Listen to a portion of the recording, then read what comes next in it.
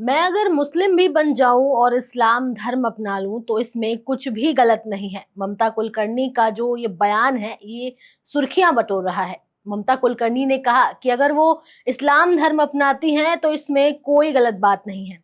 उन्होंने कहा था कि मैं आत्म साक्षात्कार कर चुकी हूँ, मेरे लिए सभी धर्म बराबर है। अगर मैं मुस्लिम भी बन जाऊं तो इसमें कोई गलत बात नहीं है।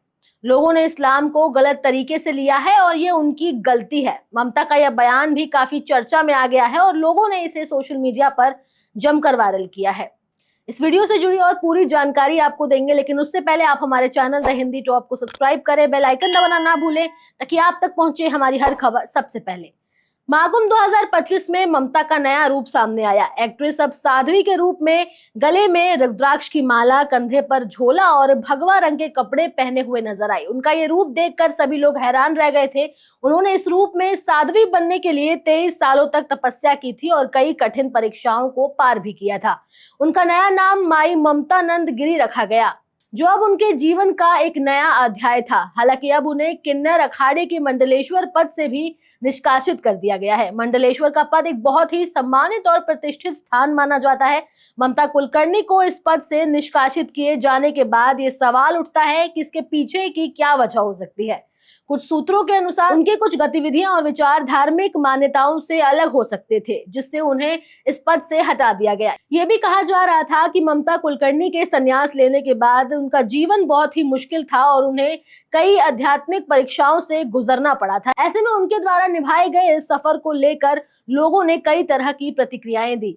कुछ लोग उनके फैसले को सराहते रहे, जबकि कुछ इसे आलोचना का विषय मानते हैं। एक समय था जब बॉलीवुड की सबसे प्रसिद्ध और खूबसूरत अभिनेत्रियों में से गिनी जाने वाली ममता कुलकर्णी ने अचानक अपनी जिंदगी का रुख पूरी तरह से बदल लिया था। ममता कुलकर्णी का फिल्मी करियर काफी शानदार रहा था। उन्होंने सन 1991 में बॉलीवुड में पहला कदम रखा था और अपने अभिनय से दर्शकों को अपना दीवाना बना दिया था।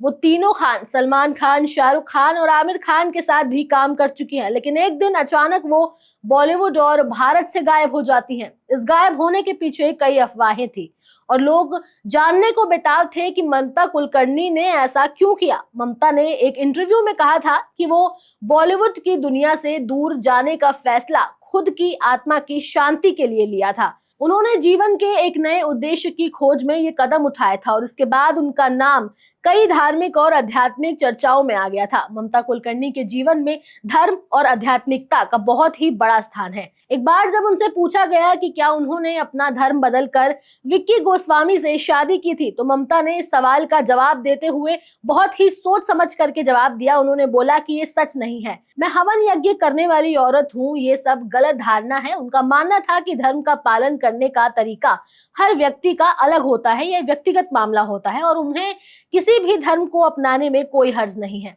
ममता ने एक बार ये भी खुलासा किया था कि उन्होंने कुरान और बाइबल दोनों ही धार्मिक पुस्तकों का अध्ययन किया है।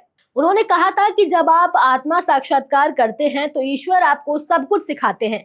यही वजह है कि ममता ने अपने जीवन को एक नई दिशा में छोड़ा था।